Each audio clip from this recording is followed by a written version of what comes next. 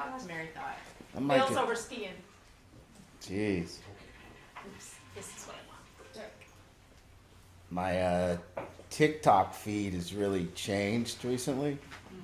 Does anyone know why this happens? I don't know why this happens, but I was really into the drones in December. I was getting a lot of drone stuff, so I was up on the drones. I had my bunker built, and they had me pretty convinced that I was going to have to get some food to survive, and I made Angie go to the bank and take out cash so that we had cash. And I talked to Travis about stockpiling weapons because Travis had a good idea. I said, well, I'm going to get a bunch of food. And he goes, well, we don't need to get food. We just need to have guns, and then we could just take the food. And I said, well, all right. But this was my plan for December. This was what I was really involved in. Me and Angie had an escape route. For some reason, it always went away, and now my feed is filled with addiction stuff.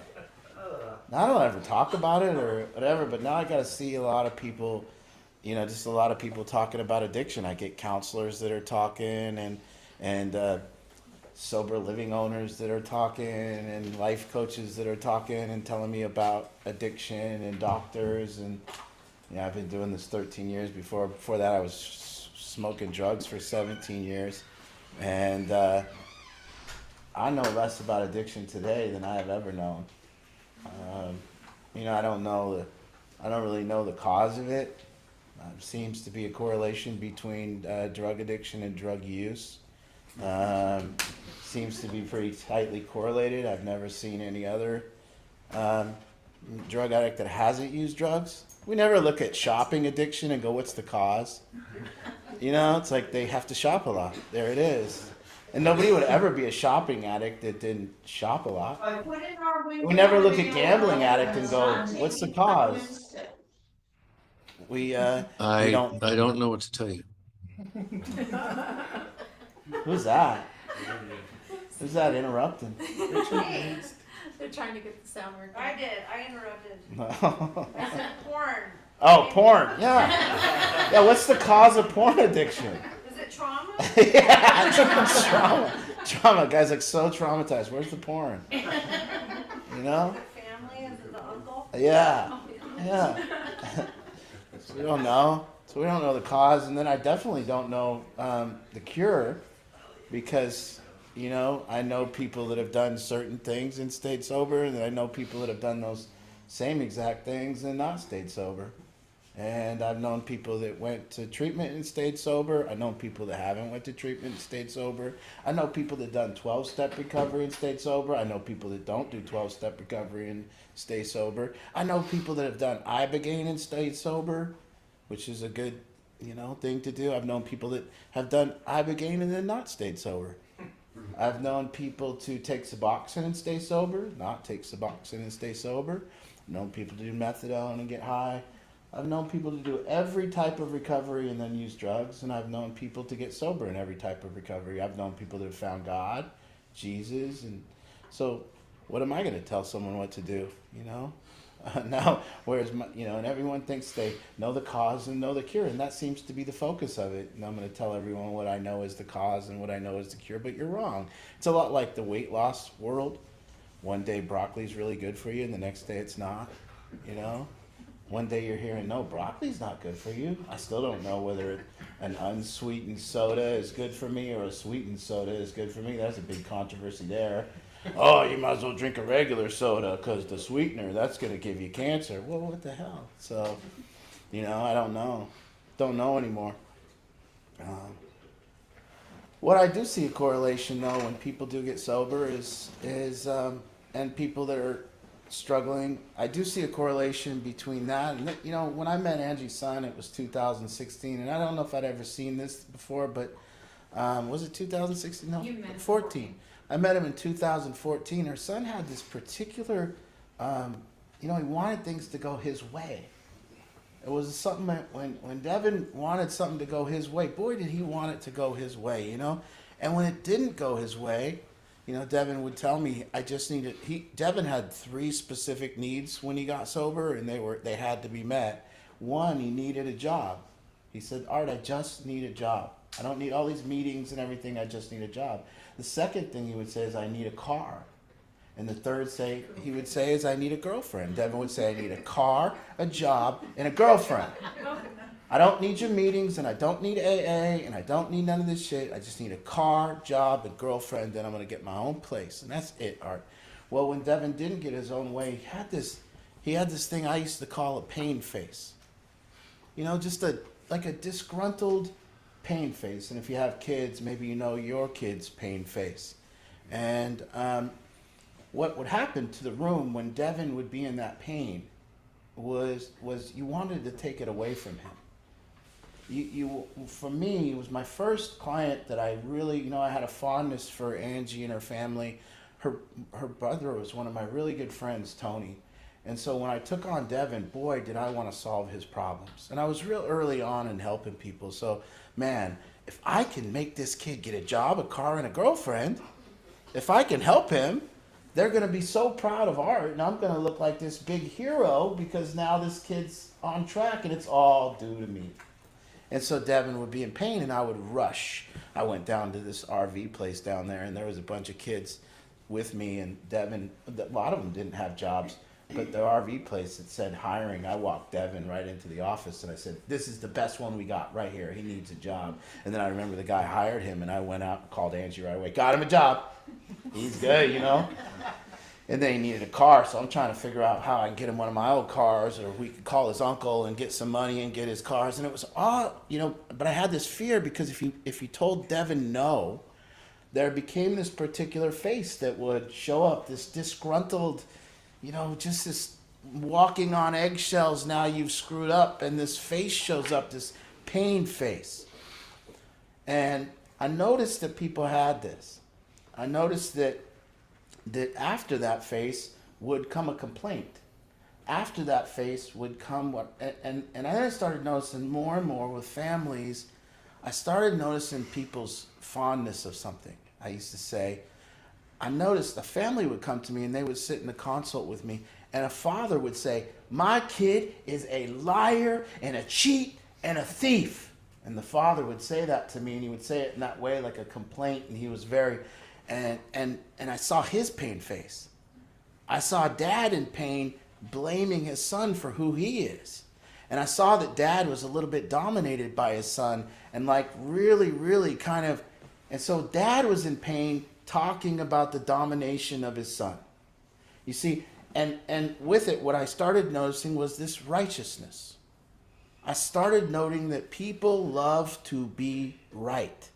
I remember I did a group years ago before a lot of training that I had, and my training confirmed my group. But my group, I said, was being right is like sunshine on people's face. So really, when people are right, they look up at the sun like it warms them, like how proud they are to be right. And this could be being right about your son being a liar, cheat, and a thief. This could be being right about the collapse of our society. This could be being right about everything. You see, the Democrats are so proud when the Republicans are wrong, and the Republicans are so proud when the Democrats are wrong, that it's like sunshine on their face. They're like, see, the Democrat, but they don't notice we're all on the same ship. We're all sinking together. But see, they're looking around and saying, I don't care that our society sucks because it's not my fault and I told you so.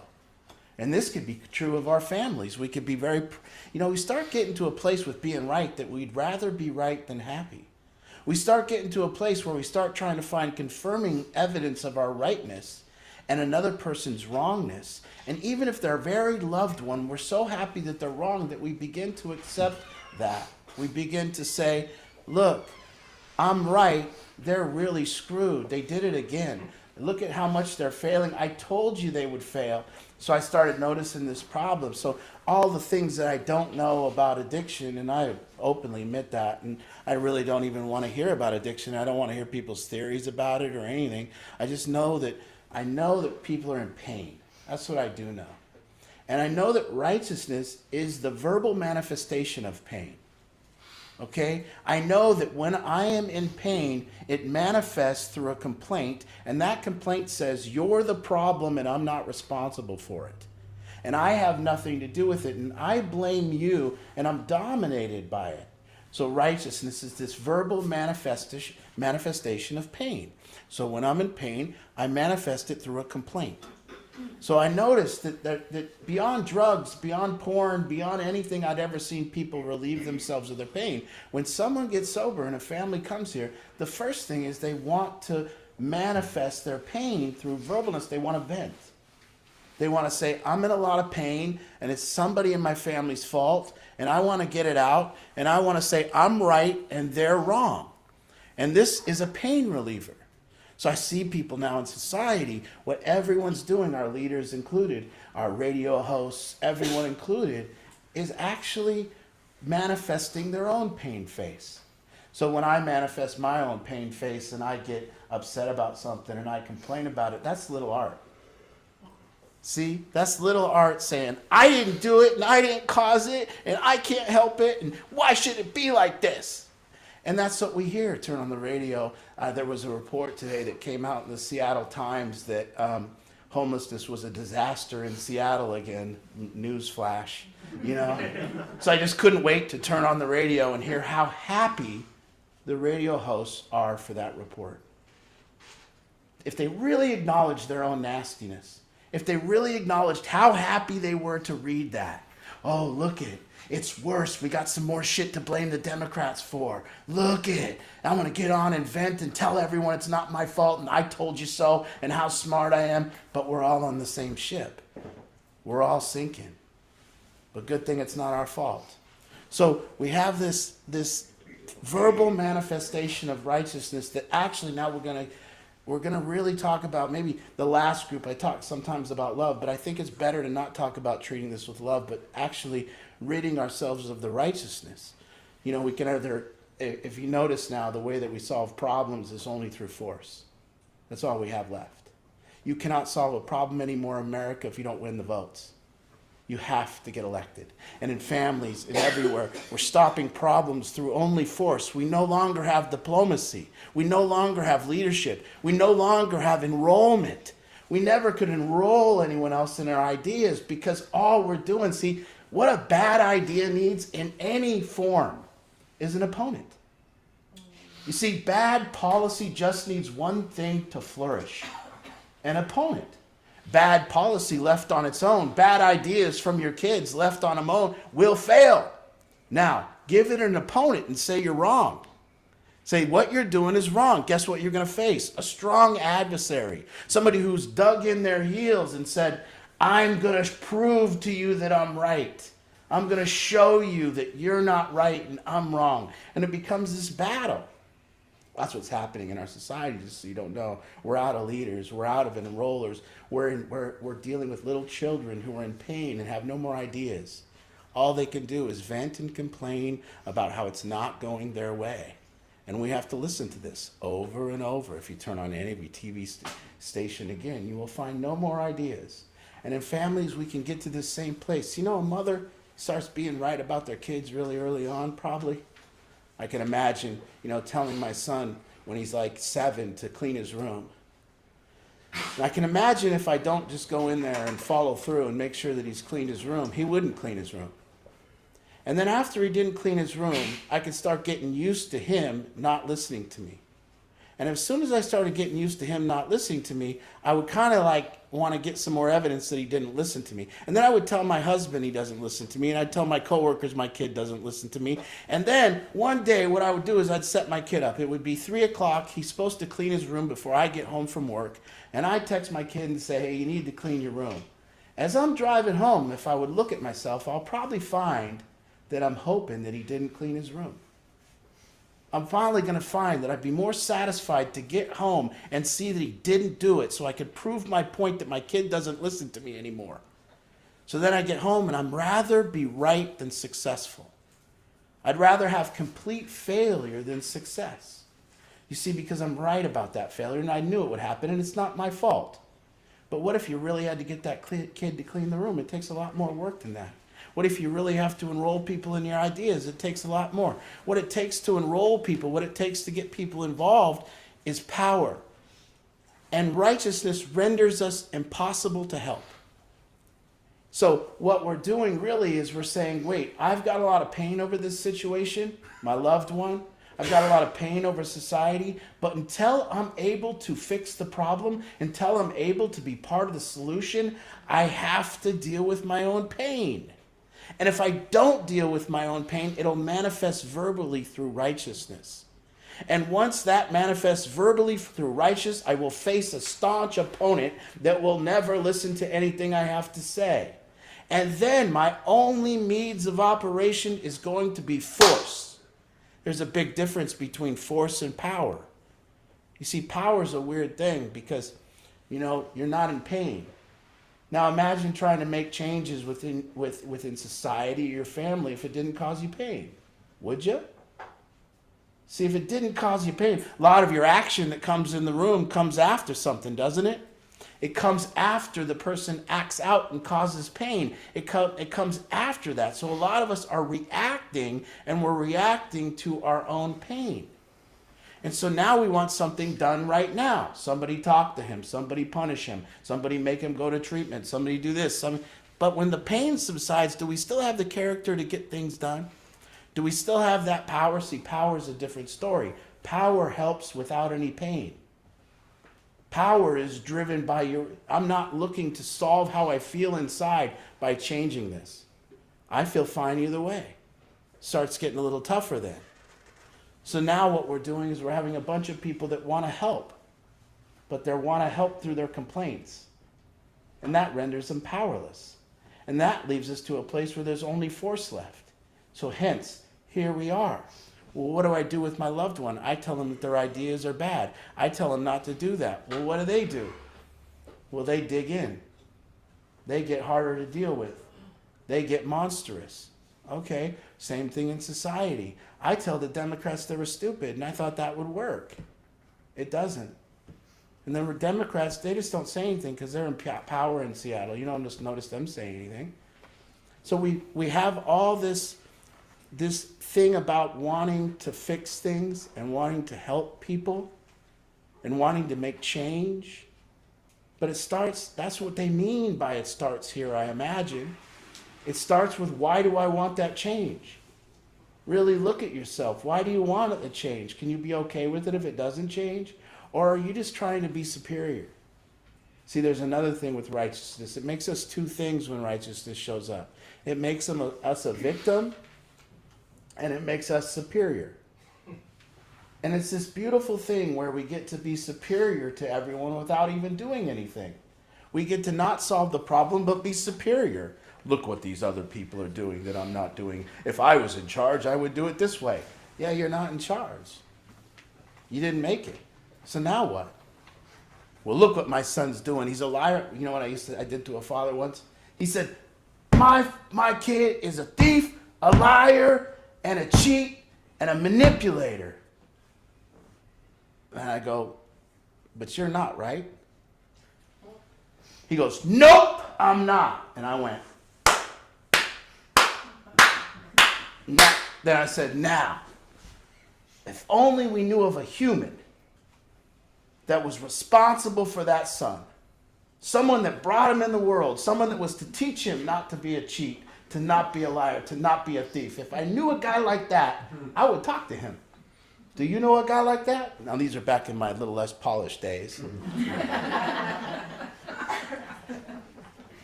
And his face kind of went white because, oh, shit. See, what pain is the domination of not getting our way. It's to look at something and say, it's not doing what I want it to do, and it's my fault. It's the responsibility of it. It's to say, look at this thing. So when I see my son's pain face for the first time, when I see it come out, there's my enemy. I don't meet people until I see their pain face. I do not meet them. If they come into my program and they don't show me their pain face, that means they're a liar. That means they're a fake. That means they're a fraud. It means they're trying to fly under the radar. Because one, they're either telling me they don't have any pain, or two, they're hiding it from me. So I have to wait. I have to smash a kid down. I have to give him something to be in pain about so that I can see that face come out, so that I can see how they blame the world, so I can see how righteous they get, So I can see their own enemy that they don't see. Because that's the enemy right there. Righteousness is all of our enemy. It renders us useless in the effective nature of fixing our own life. We're useless when we complain about our life and think we can fix it. We're useless when we have to vent about our life. Yeah, venting's fine. It gets it out. It just don't move the dial. Because eventually you got to sit back here and say, all right, but what am I going to do?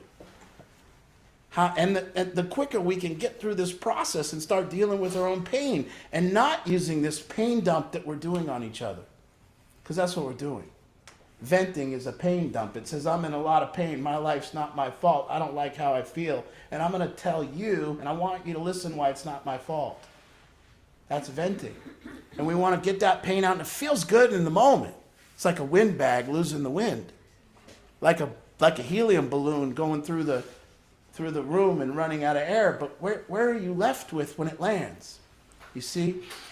If I really want to take on the responsibility of our community, or take on the responsibility of a family, or take on the responsibility of anything, then there's eventual spot that you can do that from, and that's the only spot is, yeah, but how do I got to be different? That's it. So the question of all the radio talk show hosts, if they just shut up for a minute, if Ari would shut up for a second, and Ari would say, how do I got to be different? Well, maybe then he could make a difference, but at this point he can't. And he's like a mosquito. That's how people try to make a difference now. I'm just going to be a mosquito and nag in everybody's ear until well, eventually a mosquito just gets squished because nobody wants it around. But it never makes a difference. What makes a difference is power. What makes a difference is love. What makes a difference is calmness. What makes a difference is strategy. And in order to get to a place where I can even get beyond my pain, to get to that place, I have to first deal with this pain. I have to sit there with myself and go, there it is. There's the pain. There's my elevated heart rate. There's the domination of it. There's the fact that I'm not making a difference and I'm trying really hard.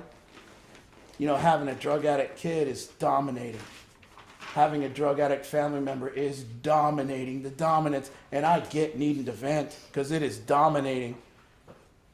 It is brutal. Just so you guys know, if you're about your parents and about having to go through the life of taking care of a drug addict and watching them go through what they do, the pain is immense.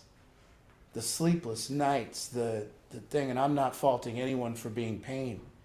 I'm not faulting you for that. I'm also not faulting you for being righteous. Because what else are you going to do? You got to get it out. Sometime you got to go out to dinner with your wife or your loved one that's not an addict, and you got to just complain for an hour. And it makes you feel better because it relieves the pain. It just don't move the dial. And you're always going to be left with. So if I can get through this process, see, when my son has that pain face, boy, I'm going to sit that little boy down. He's going to sit right there and I'm going to say, that's your pain. You're dealing with your pain. It ain't the world's fault. It ain't going your way. You ain't going to change the world by complaining about it. I'm going to equip him to deal with that pain so he doesn't have to use drugs to get rid of it. Because how long can you live in a world that's not your fault and have it suck? How long can you live in a world where you can't make a difference and have it be any good? It's not going to be good. How long can you deal? More of the family members, in my opinion, more of you should be using your own drugs. To be very honest. I mean, if you don't know a process to deal with this righteousness and pain, and you're not using something, then how are you even doing it? You must be just experiencing the pain, venting, experiencing the pain, venting, experiencing the pain, venting. And that's just how you can get rid of it. That's just all you got. But see, the pain can be experienced in a different way. I can actually be in here and experience it. See, when I'm righteous, I'm little art. And I'm not saying that I've rid myself of it at all. I just know that when I'm in that state, that I'm in pain, that my righteousness is venting out that it's not my fault, and I got to get through this as quick as I can so I can get to the other side where it is my fault, where it is on me. And that's how quick, and I've gotten really quick at getting through this process. Normally, after I vent my pain, after I go through my righteousness, I owe someone an apology. I feel bad for what I did, and then I have to get to the other side and say, now, how am I going to make a difference? And so really what we're doing with at the core, addiction, who cares? Who cares what the cause is? Who cares what the cure is? We're all sitting here. It's pain. Are you righteous? Are you complaining? Do you feel like a victim? Or are you dealing with your own pain? Are you dumping your pain and transferring it to someone else? See, if I'm in pain and have a bad day here and am dominated, and I go home and Angie has to listen to my complaints for an hour and a half, well, a couple things happen. One, I'm taking my pain and I'm dumping it on her and I'm interrupting her peace. That's the first thing. The second thing that happens is I look weak. I look less powerful. I look like a victim. So she doesn't now feel that safe. She needs me to come home and go, I got it, huh? And she'll be like, wow, they treated you like shit today, man. Did you get hit in the back of the head with a, yeah. And I'm like, I got it. And this is only, I only say this to say this. This, for me, is about, and it's everyone here, this, for me, my journey, is about getting through my pain so that I can make a difference in this world. If that's not for you, I should do a disclaimer before all my groups. I want to start doing a disclaimer because a lot of people text me after a group and go, was that about me?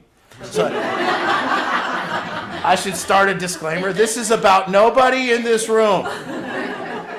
Nobody here. This is about other people that are going through it that I'm talking about. You know? This is a little disclaimer. None of you are, your guys are all better than this. Come on. This doesn't apply. You know? But no. My journey is about this. I want to be at peace and still help. I want to make a difference. And I know my righteousness renders me irrelevant, renders me powerless. My complaints that I operate from don't work. So when I'm complaining, I'm powerless.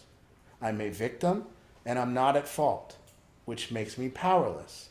When I'm actually strategizing, at peace, through my pain, I'm not venting it verbally through righteousness.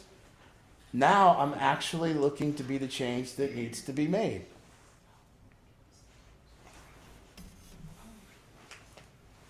Sorry, that it must be that computer's running low. It's gonna die. Oh, it's plugged in.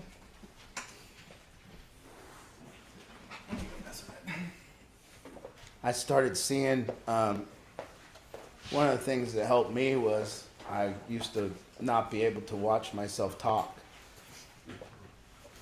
And, you know, if you talk about a problem and then watch yourself, you might embarrass yourself. You might look and see the blaming little you that's not getting your way. And you might see that little pain face that you've had since a kid. You might start noticing in yourself what you look like when you're not getting your way and things aren't going right for you. And you might be a little embarrassed, because I was. And I still get embarrassed when little Art comes out and says, it's not my fault, it shouldn't be like this. I don't like it very much. And I don't feel very powerful when that happens. And I don't feel I have a capacity to love others in that state. And so, in this year of, or what I hope people are here for, is everyone is here not to fix it. I know y'all want it fixed, but you're not going to fix it. It'll be fixed. Things will evolve. Things will change. We're not going to cure it. We're going to be with it. This is what we're going to be with. And people are humans, and they're going to do what humans do.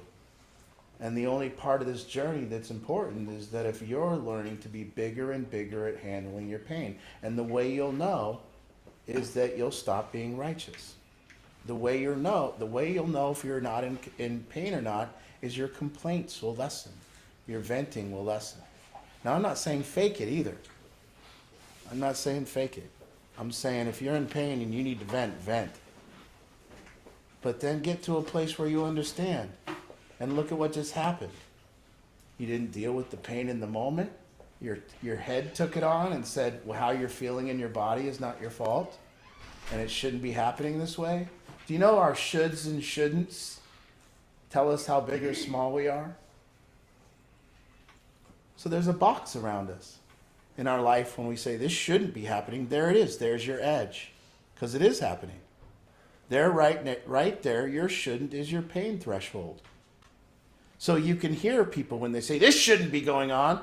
They've reached their pain threshold because obviously it is going on. Yeah, it shouldn't, but you've reached your own pain threshold. So actually you should be to a place where you go, a lot of the times we used to have a family come in and I'd ask them to say one thing. I would try to get them by the end of the consultation to say, my kid is addicted to drugs and is hard to deal with. My kid is a drug addict and he's hard to deal with. That's all I want. Just say it. Because that's a fact. You see, that's a lot different than, my kid's a drug addict and I can't deal with him. But to sit and say, hey, guess what? The tire is flat and we need to change it. Not a victim to the flat tire. Different than the guy that's kicking the car. Different than the guy that's kicking the tire. You say that tire's flat and we need to calmly change it. There it is. Now I'm not righteous. I'm not victimized by it. I'm in acceptance of it. I'm able to provide myself my own safety to secure others and calm others and deal with this monstrous, dominating problem that we're all facing. And I'm not saying you won't vent, and I'm not saying you won't be righteous, and I'm not saying that I don't do all those things. I'm saying this is the practice. This is the pathway to dealing with my pain. If I now can deal with something that I used to not be able to deal with, but now I can deal with it without venting, and I can kind of face it all in here, and I don't have to go vent because I've accepted it, and I'm not in victim mode, I've grown. And as a yardstick to your growth, you can start looking at more and more your less shouldn'ts, to the point where somebody goes, I go, hey, tell someone, hey, this kid just stole my car. And he did.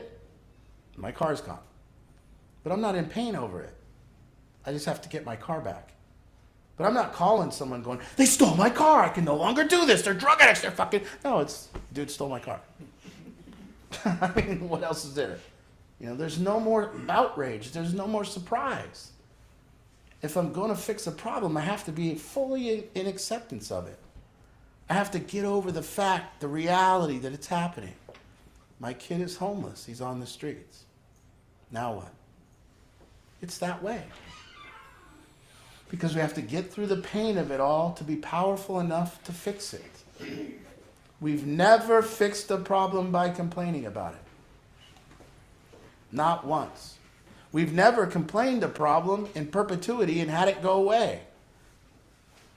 I can't listen anymore. I can't listen to the complaints of the people that complain about the Democrats and the Republicans anymore. Because I know they're all rendered useless. They're all powerless, and they're all little babies in pain. And I can't follow leadership of little babies in pain. And I can't listen to the radio where they tell me that life's not their fault and point out other people's mistakes all day. Anyone can do that, you infant. Solving a problem is a big deal. And being powerful enough to do it is also a big deal. And if you're not solving a problem, there's only one reason. You're not powerful enough to do it. That's it. And if you really want it solved, you got two choices. Pay someone that is powerful enough to do it, or learn power so that you can aid in the process. And we can all get better. I watch it. I said, look out, that person's righteous. They're not going to be able to fix it. Look out, that person's righteous. They're not going to be able to fix it. And we live in an echo chamber where our righteousness gets together. I want to hang out with you because we all talk the same shit. And we hash it over. You know what Ari Hoffman said today? Homelessness is a drug problem, not a homeless problem. Bing! For the 9 millionth time he said it. And still the people that think it's a homelessness problem still haven't fucking listened to him once. Not once. That hasn't moved the dial at all. Now I might be getting righteous about Ari getting righteous. See? It's quick. Because I'm in pain and domination of that. That's my own pain. If I really want to help him, I got to calm down. and be more powerful. Hopefully he'll take wind of it. Tired of listening to you complain, bud. Maybe you think that's your job, but I thought your job was to make a difference. You're not. And it's the same thing on every channel. And it's the same thing all day. And it's the same thing on TV. And I don't want it to be the same thing here. I want us to be a bunch of grown-ups that are handling our pain. A bunch of grown-ups that see other humans have difficulties. And we're going to have to ride this shit out. And I can't just one of the things I've learned is telling people how to fix a problem never fixes the problem. It just doesn't ever work. I've never announced my plan and had all the humans follow it. You know? And there's always people announcing their plan. Have you seen my book? I have the plan. Well, where does it say enroll others here in your plan? Oh, I left that out. Okay, well, that's the part that sucks. That's why you won't do it. No, it's in the book. I wrote the plan for homelessness. I'm going to solve it. It's in the book. Well, where does it say enroll all the people that you're against? We're going to skip that. It doesn't even say win the votes here. Well, it's nonsense. But we're all on this ship. It's going down. Anyways, I just, for me, what it meant to deal with my pain was to be in here with it. To be in here with little Art when he was screaming and wanted to vent. I have to talk to little Art. Little Art, chill out, bro. Calm down, little guy. Don't go complain to your wife, man. Calm down, little dude. You got to calm that little guy down, because we still got this little kid in here that says life's not my fault, I'm not getting the candy, and I'm not getting my way. And we still got that little kid, and we still want people to listen. And we kick and scream and say, wah. And if we can eliminate this cycle and get to the place where we go, no, there's no point in being there, little guy.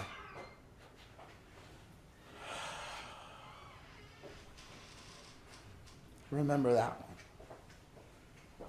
My complaints and my righteousness are the verbal manifestation of my own pain. They're how I avoid the domination of the responsibility that my life is. They're how I avoid the domination of the responsibility that my relationships are. They're how I avoid the domination of the responsibility that my work is. But if helping people shows up like a big opportunity for you, well, then you're going to have to be responsible for the opportunity that helping people is. You're going to have to face it. If your work shows up a big opportunity for you, if pleasing the boss shows up as a big opportunity for you, serving your company shows up well, then you're going to have to be responsible for the opportunity that is. And the moment you complain about it is the moment that you're not responsible for that opportunity. It's the moment you render yourself powerless. I see everyone go to work. Boy, they go to their jobs and they sign into that interview. I'm going to be a team player. Oh, yeah. What are you going to pay me? $22 an hour? Excellent. Don't need any more than that. That's awesome. 22 is great. I'll take it. You going to be a team player? Of course. Be here every day. Work as a team. I'm a team player. Day 3 at the job. Man, I'm underpaid. This place don't pay enough. They want me to work with these losers? They're not even seeing that I'm carrying this team. How long you been here? A week? Wow. Well, you'd have to be responsible for the opportunity that your job is.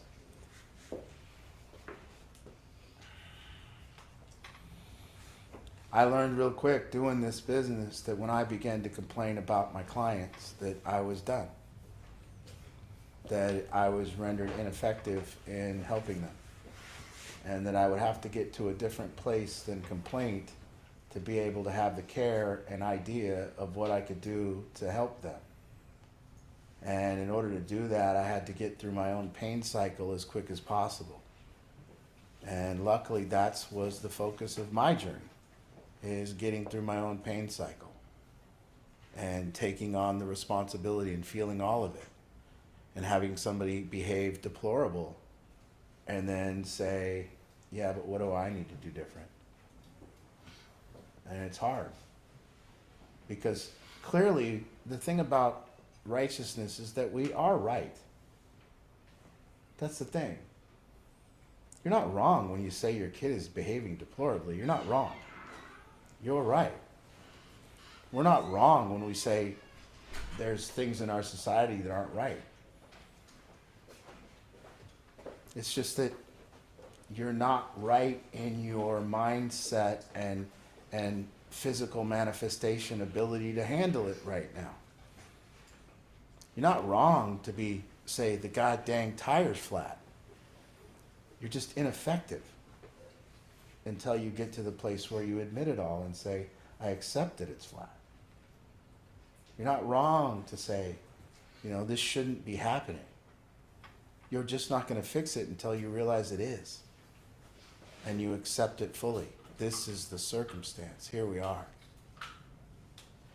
And a lot of our complaints are from a place of almost disbelief. It's basically saying, can you believe this is happening to us? Yes, I can. I can. Now what are you going to do? And this just isn't grounds for here and with our loved ones that are in addiction. This is life. For me, it's helped in all areas. The quicker I can get through my pain cycle, oh, sweet, the city's trying to find me thousands of dollars. Nice.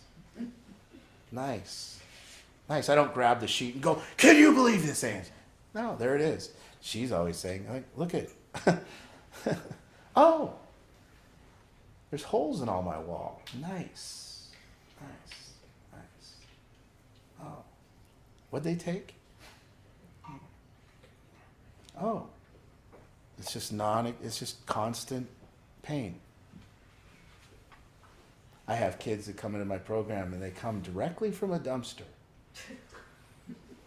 They crawl out of the dumpster, they put down the drugs for a week and wake up out of bed and eat food and wake up after a week of being laying around here, and you know what they tell me? Art, you're really holding me back. That's what they say. This program's holding me back, man. I said, weren't you in a dumpster last week? Yeah, but I just need a job now. I just got to get going. You can't just make me sit around here all day. Whoa. Okay. There I go, holding people back again.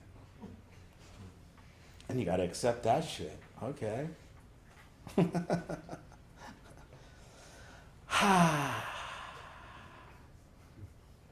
So in turn of ridding ourselves, that's the measurement. How righteous have I been? That'll tell me how much pain I'm in. How many complaints do I have about today? If I have no complaints about today, then I have no pain about today. But if I have a complaint about my loved one, then that's me in pain.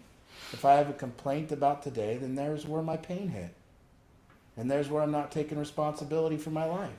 And then look, right now, look at anywhere that you're unhappy. Anywhere that you believe that you're unhappy right now.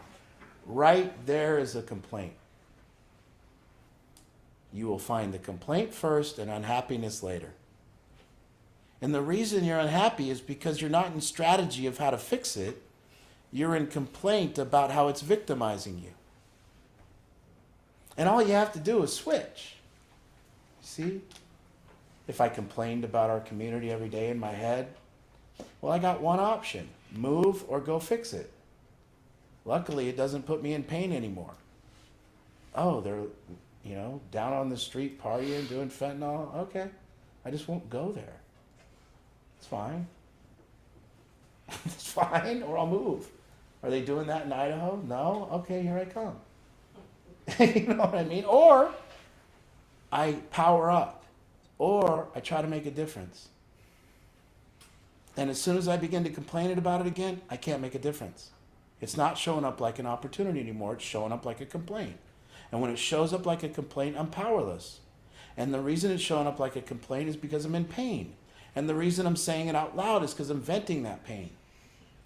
And I like to avoid pain by saying it's not my fault and letting the domination come over me and saying I'm being victimized by it. And that's how I relieve my pain. But what if you had to take it on? What if to have a better boss, you had to be a better employee? What if that was true? What if the only way to have a better boss is to be a better employee? What if the only way to have a better teacher is to be a better student? What if the only way to have a better kid is to be a better parent? What if the only way to have a better community is to be a better community member? What if that was true? Then what would you do?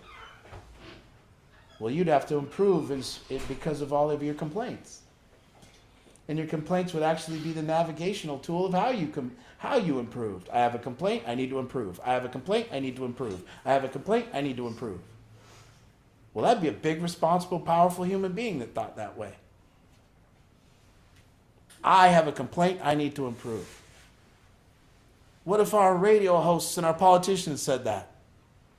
They could actually lead us. I have a complaint about the community. Guess who needs to improve? Me! I'm the goddamn politician. No, I have a complaint, somebody else needs to improve. It's like that meme where it says, who wants change? And everyone's raising their hand. And then in the next frame it says, who wants to change? And all the hands are down. I want change. You want to change? Why? Why? We're not wrong. I got a question. Art. Yes. So, particularly as a mom, because that's what I am, the worry is more than the complaint, quite honestly. Do you categorize the worrying the same as the complaint? And if so, how do you break that cycle in your head, you know? Well, the worry is obviously a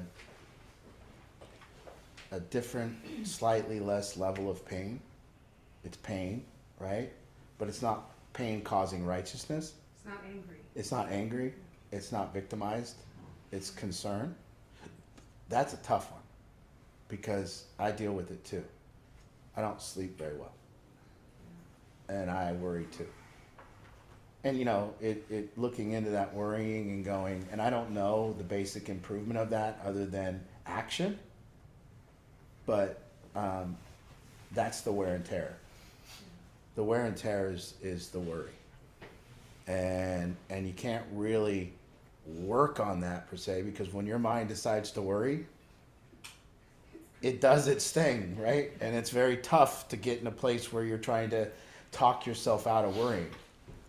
And, you know, and normally it comes at about, for me, I don't know if you guys experience this, but it's like I'm completely tired at 11 p.m. and I go to bed, and then 3 o'clock I wake up in a panic. Like, you know, and then I can't get back to sleep till about 5:15, and then it shuts off and lets me go until about 8, and then I can wake back up or something. But no, worrying's different, you know? It's this deep cause for, it sucks, and this is what people that are dealing with a loved one that aren't very stable, it's what the people don't know, is that's the hard part. And the worry's gross. I mean, it's like, it's personal too. It's like, how does this affect me? And it's all of it. How does it affect me as a mother if this ends like this? And, you know, there's all kinds of, you know, weird worries. It's just so hard to find relief from that. You know Yeah. what I mean? That's why I say more moms and dads should get drunk. And, you know.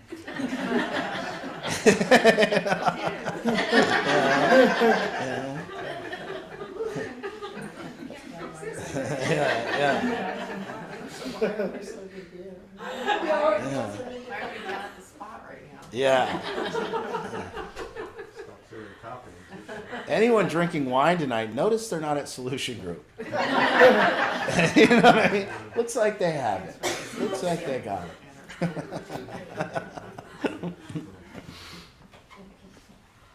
No, you know, what I was saying about watching myself was I would watch myself and I would have to tell Angie would be watching Solution Group from like the week before or something, and I'd say, turn that off. Because I could see these periods where I was in pain and I was venting out my pain, you know, through righteousness. And I just turned myself off, you know. So I go, I can't help from pain, though. Complaints. I got to get a little better. So now I can watch myself. I try not to, you know, do it as much.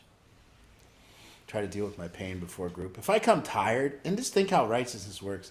If we're tired and hungry, we're a little more complainy, a little more in pain, a little more righteous. You know, we're tired and hungry, a little more petty, a little more irritated. You know? When we're completely rested, we can handle almost anything. Oh, I got it. What happened? Nice. Yeah. I don't complain much at 8 in the morning. It starts about 9:30 at night. Just gotta tell you, I got screwed over all day today. You know?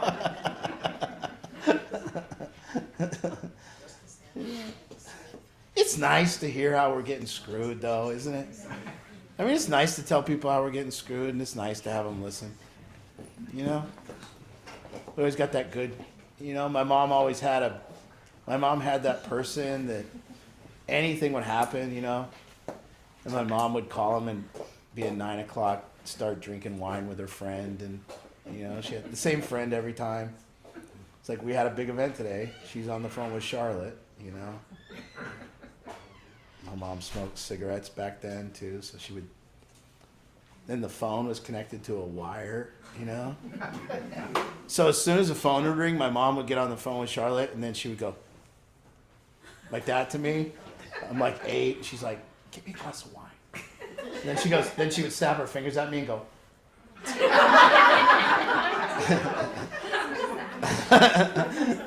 I was running around, you know. And then she goes vents for like an hour and a half, you know? And I have to hear the same story that just happened, you know? She'd tell all the stories of the week. And my mom always told them a little distorted, you know? Mom, that's not exactly what happened. You know? In my opinion, they were distorted. Oh. Yeah. Questions? I don't know about people that know about addiction, man. I like this question. Why did you use drugs? Why did you use? Whenever you go use and your family would ask you why, you're like, oh, why did I? I love drugs. It always felt like that to me. Like, why'd you use? Well, I really wanted them. You know what I mean? I know that I really wanted them, and it felt really good when I got them. I know that. And everyone's like, why do you think this person relapsed? It's like, have you ever tried drugs? You know? We don't do it with food. Like, you know, what were you going through right before you ate that pizza? You know? I see you're in the Doritos again, Art. What are you going through? I love Doritos. I don't even know if I'm in control, you know? I saw this thing that's been floating around. It's the newest little buzzword. It's called abstinence violation effect. Have you heard this little buzzword going around? Oh, they're really loving it up. They're using it as a weapon against AA, basically. So abstinence violation effect is this thing where we as humans, if we've abstained from some certain behavior for a little while, and then we engage in it a little bit or at all, then we think we've ruined everything. And I think it's pretty true. I mean, I eat very good for like 3 months or a month, and then I have like one handful of Ritz crackers, and I'm like, gotta eat bad now. You know, I ruined that, you know. And I think AA and that it does perpetuate it when we're speaking of our clean time and counting every day, and then somebody has to walk back into the meeting and say I had 6 years, and they're not just going to stop after one use and walk back in there and go, hey, made a little mistake out in the parking lot, need a little help. No, they're going to go till the wheels fall off because you think you've screwed up everything. And I think that's kind of what we have in our heads sometimes when we make these screw ups, you know? I engaged in the behavior a little bit again. Well, I'm going to go full bore. I don't understand. I never understood people that could do the cheat day with the diet. To me, that was just the start of all cheat days. It was never a cheat day. I never got it. I always thought, man, that's admirable if I could just do that. If I could eat 6 out of 7 good days. For me, I'm not a good at cheat day. I was never that way with drugs, too. Yeah. Someone goes, what are you doing? I'm like, cheat day.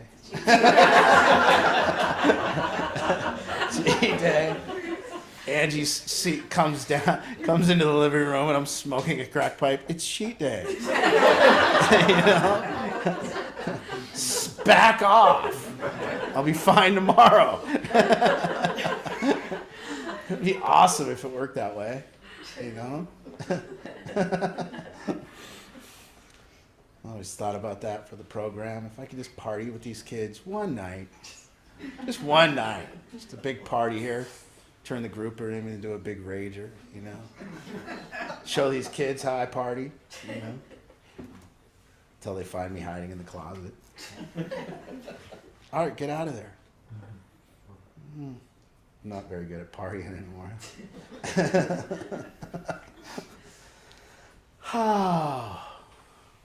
Comments, questions, anything? The practical application of this. Feeling the elevated heart rate of your own pain, the compassion for your own pain.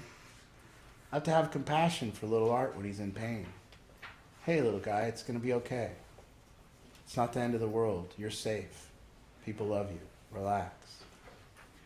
All of my complaints feel so real. Like this one's going to end the world. I'm telling you. This is going to end the world. Whatever that complaint is, and it's all not that serious. No, listen. No, listen, this person's... Okay. What are they doing? Get so serious. Little Art wants change right now. He doesn't want to wait. I have my own pain face. I remember seeing it, kids. When I first started seeing their pain face, I went, this is how they got their folks. Their folks saw their kid, their son, especially sons. I think moms with daughters, they don't care as much. Mom sees a daughter in pain. Hey, shut up. You know? But that mom sees her son in pain. Oh, man. What's the mom supposed to do when her son's in pain? Naturally, you're supposed to take that away. So you see it. You know? See your son come home. Things aren't going his way. He tells you the story why it's not his fault. Of course you're going to listen. You know? What'd they do to you, son? How'd they screw you over? I'll be right down there to talk to your teacher. You know?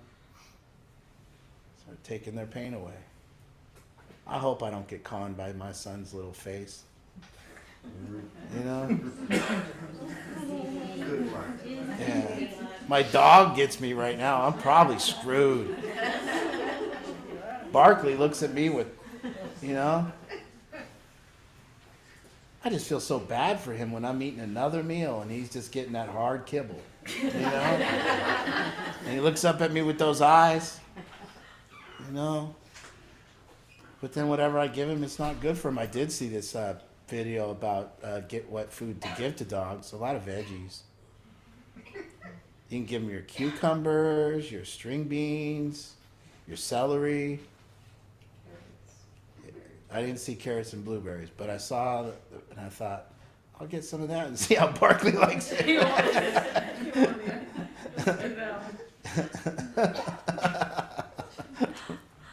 Art, for parents that are right now in pain, how do they transition to a place of power? What's the next step for them? Well, it's seeing the process, seeing what you're going through to start. Observing yourself and understanding when you're in pain. Equating pain to righteousness is very important. It's very important to get this first thing where you go, when I'm complaining, when I'm saying this is how it shouldn't be, it's like this, and I wish it wasn't like this, and it's not our fault it's like this, and how is this person doing this? When I'm going through that venting process, I need to stop and realize that I'm in pain. I'm in pain right now.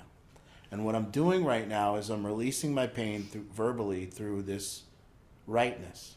They're wrong, I'm right, not my fault. It needs to stop. You need to understand that that has very little use other than making you feel better in the moment. And it's okay to feel better in the moment. It's just understanding what you're doing. Okay, me and my husband, me and my partner, we're gonna sit down and vent for a little while. We just did it. Let's get it out, and then let's get to that place. That place where we go, okay, but now what? Now what do we do? What's next? How do we change? And it's obvious that, and when I say us change, that's the thing that people get confused. Because you got these people that are going along doing perfect in life and doing really well, and they don't need to change. They don't need to really change you wouldn't, by all other standards, you wouldn't need to. So my parents made it like my parents were never going to buy into that they needed to improve to deal with me. They didn't buy into that. Luckily, my dad used enough force, but he didn't use power. And so I'm not asking people to buy in that you need to like. What I'm saying is that what kind of human am I going to have to be? What way am I going to have to be to solve this thing? That's more so the thing. What changes do I need to make? And when it changes, I mean they're emotional changes. They're not physical. They're not financial changes. There's emotional way of being that I have to change. So understanding what it is, what the process is the most important part.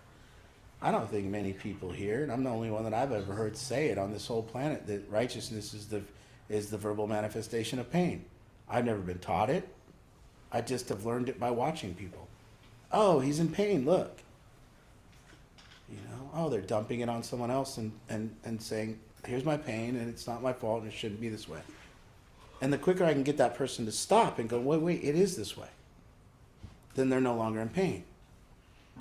So what even is pain? It's this resistance to the way it is. When we're in pain, we are resisting factual information. So this is the facts. And the quicker you can say, this is how it is, the quicker you can be useful. You can be of great use. You see, if the aliens come, I'm going to look at Angie and go, the aliens are here. Nice. Nice. Now what do we do next? I'm going to be very charming to the aliens. See if I can get me a ride in the ship and become part of them. You know what I mean? I can be very helpful, Mr. Alien. I know a lot about the humans. I've been studying them just like you.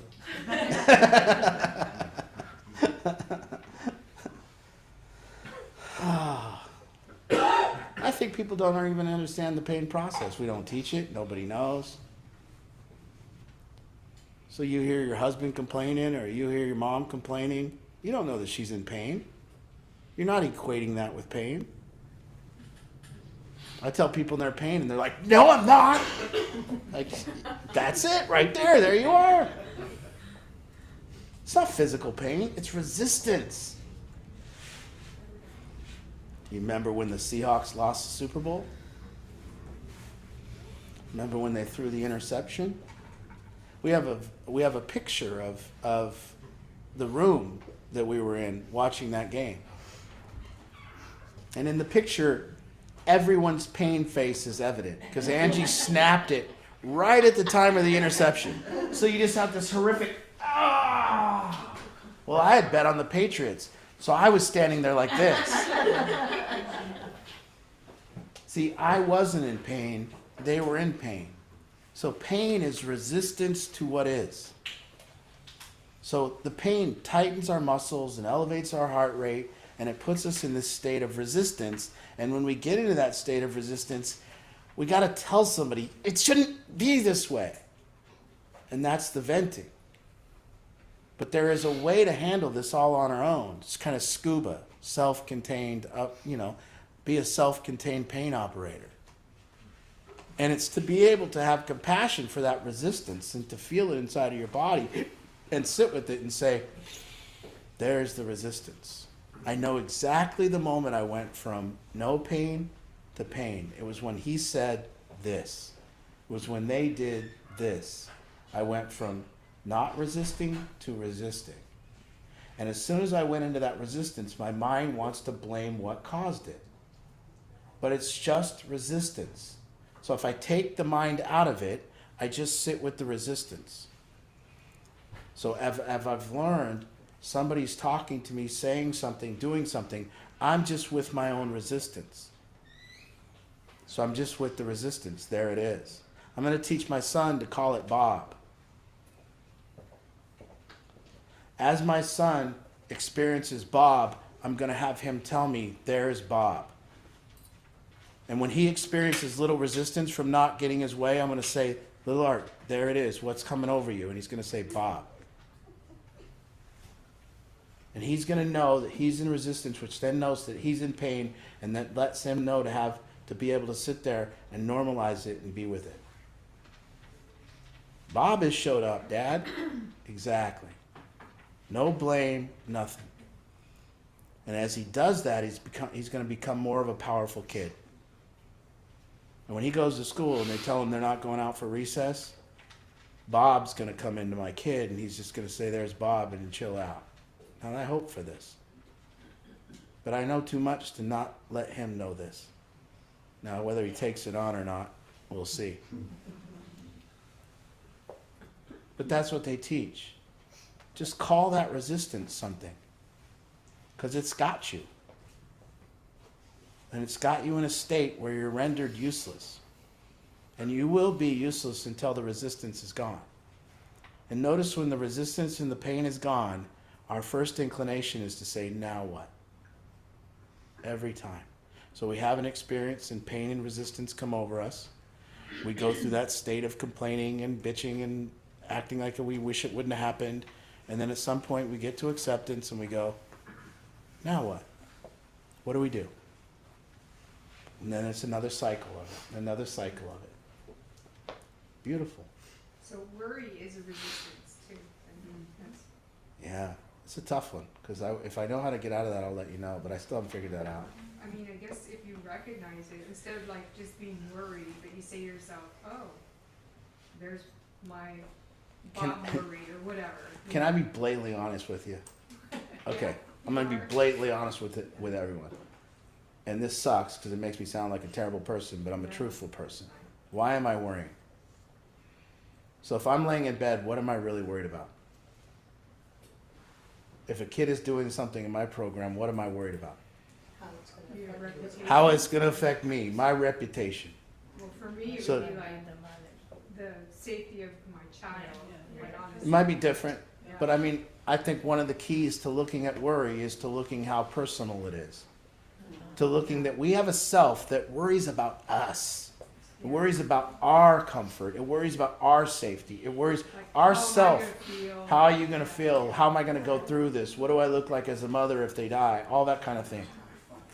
And it's a very tough situation to like have a self that's very concerned with us, to also understand and be very concerned for that. So for me, I have to look at the truthfulness about why I'm worried. I have to go, okay, Art, you're worried about your reputation. You're worried if someone dies in your house that you're going to get villainized and everything. And yeah. Then I got to deal with that. Okay, that's kind of weird, but whatever. But it allows me to like at least know a little bit about what's going on with the self and why I'm going through it. And it allows me to have some limitations on how far I'm willing to like, because I can go, well, when you self-soothe, you have a worry and then you try to talk yourself out of worry, and you have a worry and you try to talk yourself out of it. Well, if that happens, I'll just do that. And you kind of self-soothe, and then finally you get a self-soothing thing and you go, okay, I can go to sleep now. I put that one to bed, That's harsh. Yeah, we're in part size. If I could eliminate one thing, I actually said I want timeouts. I told Ange, I was like, if I just had timeouts at like 11 p.m., if I could just go timeout, and every kid in the program had to just sit still. They couldn't move, like freeze. And that would be his superpower. That would be my superpower. I said, I just want timeouts so that I could close my eyes, or if I was going on a week vacation, timeout. I just get a 7-day timeout. They just all have to just I got a video camera on the house and they're all still in the same spot. Yeah. My definition of a drug addict? A collection of bad ideas. That's what I call them. They are a collection of bad ideas. Those ideas that, if not stopped, will take down them and everyone around them. That's a drug addict. That's a definition of it. I don't know the cause of it, but I know the truth of it. They are a collection of bad ideas. And if I leave them in this just house undersupervised, you can't even imagine and predict it. It's like those. It's worse than what a baby could get into if the, you know what I mean? You know, you have to put the little, I guess we're going to have to put the little clamps on all the cupboards and everything. Yeah. To leave this house unsupervised, you'd have to baby-proof it. They did what? They went where? Yeah, they went to Seattle. It's 1 a.m. There was a concert. Yeah. All right. So good. Ah. So good. I already know I'm gonna wanna rewatch this. Those of you who don't know, the recording is gonna be up by, it's always up by the next day. Or, well, maybe, I don't know. Yeah, it is gonna be. We're just gonna do that and then. But this is what, you know, everyone here, you're here for a solution for your fears. You're here for a solution for your worry. You're here for a solution for your anger. You're here for a solution for your pain. You know, what are we tired of here? If none of us were experiencing worry or pain or resentment or anger or frustration, then this would be unnecessary. So I just hope for everyone to understand what this is, and people at home, and understand this is why the journey's for you. God gave it to you. He said, here, deal with that. You know, there's and I won't tell the story. You guys all, just so you know though, you guys all picked your problems. Before we were born, we all picked our problems. You know that? We picked our problems. You ever see the episode of Batman I'm talking about? Batman was tied up and he was put in a coffin and buried alive. And he had amnesia. And he just laid in the coffin for a long time and he was getting close to death, and then his memory came back. And he remembered he was Batman. So he just threw off the things and pushed his way out and got out of it. But he had forgotten he's Batman. And that's kind of the story that they tell about you all. You picked all these problems, you just forgot you did it. And you picked the problems because you had the ability to solve them. But you forgot. And now you complain about them when really they were the problems that you picked. And it's for you to take it on and go, I picked that shit. And as soon as you get to the place where you understand that you picked it, well, then it always shows up like an opportunity for you. It don't show up like a complaint. And the minute it shows up like an opportunity for you, the minute you begin to grow from the opportunity, the minute you begin to see where you're losing power. And so understanding that Angie lost her son, she had to remember that she picked that because she could handle it. And she had to remember with God, and she handled it, and she benefits everybody else because she lost her son. So it's a big cost, but she's not victimized by it. And you will never see Angie claiming victimization. Sometimes she gets a real breathtaking moment, though. You know, it just takes her breath away that he's gone, still. And I hear her cry, and, you know, there's that. She don't complain about it. She took it on. So the moment this problem happened for her, she's been an example of how somebody should handle it perfectly. Every step of the way. Grace, power, humility, help, love.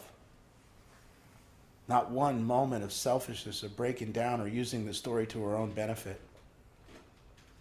It's been amazing to watch. Now maybe Devin too is on his way. It's just going to be a reincarnation. You know. Let me try it again. All right, everyone. Thank you. Yes, this is wonderful. So 2 weeks from tonight, we'll be